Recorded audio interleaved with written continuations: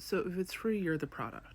That is true and always has been. Gmail is not free. Gmail is collecting every piece of data on you, and in return, they give you like 0.1% back in the form of free email. They read your emails, they scan your address book, they make all these connections, they sell all your data constantly.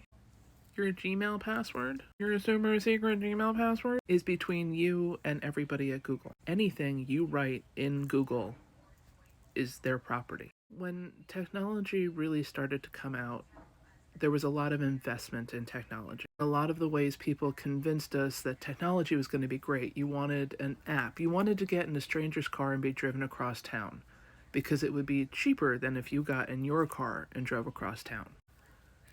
Seamless Grubhub, people like, you get your food delivered? Like, why wouldn't you go pick it up? Because for me to get in my car, I have to spend my time, my gas, wear and tear on my car, plus, traffic, whatever. And I have to pay full price for the food when I pick it up. If I order it on Seamless, there's always some random 25% off coupon.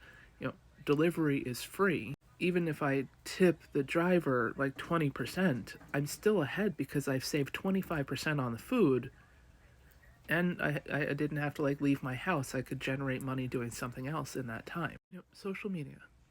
$24.95 a month. For you to get judged by your family, for you to have to curate what you post so your family doesn't judge you. $24.99 a month so the people who were meanest to you in high school can now reach out to you and pretend like you were always friends, but then basically just take screenshots of all your photos and share them in a group chat and still bully you, even though you guys are all supposed to be adults now. No. Who's gonna sign up for that? But we're Facebook. We connect everybody. It's like the family you've always wanted online, and it's all free. Except for the fact that we sell all your data all the time. All the time. You have no secrets. None. Blue Sky is the new Twitter. Yeah, we need to cut off avenue for Elon to either A, spread his Yahtzee propaganda, or B, put money in his pocket. But Twitter is another free social media product. It's not free. They were collecting your data and selling it. They also had billionaires backing it. Were they more ethical than Elon? Yes. Is there such thing as a truly ethical billionaire? No. But okay, Twitter, now bad. We moved to Blue Sky.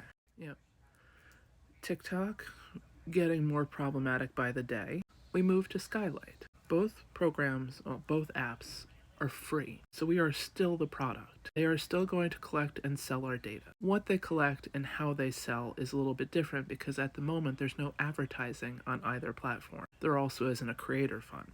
Is Mark Cuban better than Elon? Yes. Is he the greatest human who's ever lived?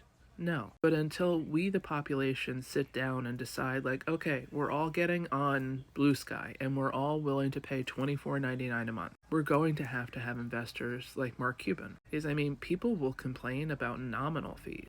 In this current economy, who the hell can afford? I have a Patreon where I post one free and one paid article a day. And I will have people say, I wish I could pay for your other stuff, but in these tough economic times, I'm I get it. Lord knows I didn't even think people would sign up for my Patreon. So, I put up the paid content because it was that was more of a joke, but oh, okay, I guess we're doing this. If every Patreon costs you $12, how many $12 subscriptions can you maintain?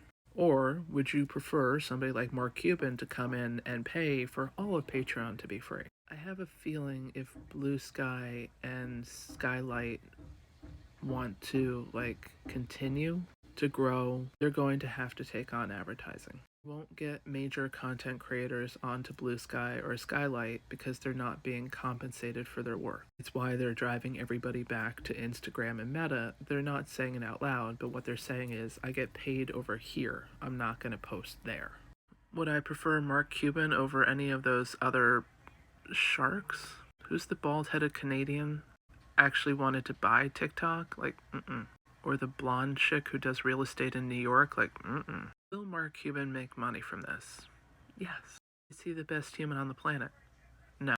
But I would take a Mark Cuban over an Elon or a Zuckerberg or, What's his name from TikTok? The one who stopped talking to us? When he was posting on a daily basis, like, we're TikTok, we understand gig work's important and we love you guys. TikTok's about to go away on Saturday, and has anybody heard from TikTok Total? No. I mean, so during Let Them Eat Cereal, I had said we, the people, deserve an app. And actually, a bunch of people came together and they are working on an app called Pebbler, which is the most kind of ethical thing I've seen people try to build at the moment. It's going to take time. It's going to take like another 2 years easily. They are trying to find the best way to balance like advertising over a creator fund, like, you know, how to make sure the algorithm has as little bias in it as possible. You know, how to check the ethics of it and how to keep checking the ethics of it to make sure you haven't veered off course. That's not easy. Mark Cuban did was get us something that could compete with TikTok, like basic TikTok, in a matter of months. And I think they've done it in like 2 months. Is Skylight perfect? No. Will it continue to grow and develop? Yes. Does it take money to do so? Yeah. It takes servers, it takes developers, it takes support, and as much as you can do with the community, it can only go so far. Wikipedia constantly has to beg for money. Like, we're here to help you give you guys information. Everybody, I mean, especially school students, rip off from Wikipedia constantly. Does anybody actually want to pay for Wikipedia? No. Because we're just used to everything's free without thinking about there's actually a cost. In order for Skylight to exist, there's space on servers being used. That space on servers costs money. Might they get to a point where they start asking, like, thank you, Mark Cuban, for your investment. We've paid you back on your investment. We would now like to buy you out. Could that happen? Yeah. Am I against the idea of, you know, getting some money back from the money you put in? No. I think where we veered off is like Elon has made Twitter into his version of Truth Social. We know that he bans people who, you know, call him out on his lies. Bullshit, lies, whatever. You know, the games with the verification checks, the fact that you can, you know, buy yourself a blue check, that you can buy yourself followers. We've known that you can buy followers since the Kardashians, like 20 years ago at this point. I have so many dupe accounts on TikTok, people with over 10,000 followers, they're allowed to download my content, upload it again, make money off of it. And I get the content violation for my original content because their video is doing better than my original video. Like, I'm less worried about Mark Cuban because I think he's a little bit older. I think he's a little bit less interested in, you know, like, nobody loved me in high school. Elon, Zuckerberg are very, look at me. I mean, they have both completely just bowed to Trump. Whatever you want, sir. How high should I jump? At least Mark Cuban's sitting around making fun of Trump. Is he perfect? No. But until we, the people, decide that we want to pay, all of us, either you pay or you don't have access, you're going to have to find somebody who's willing to invest like a Mark Cuban. I mean, would I prefer to be like a Steve Wozniak? Yeah. But, you know, we don't always get what we want.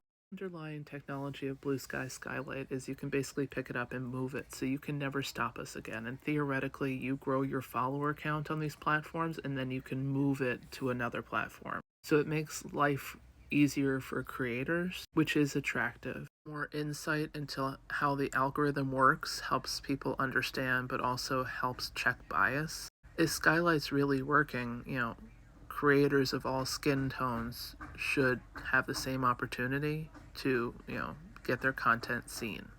How that will work out is still TBD, but getting away from, you know, the 3 problematic dudes is a step in the right direction, even if it's not our final home or the best step, if that makes any sense.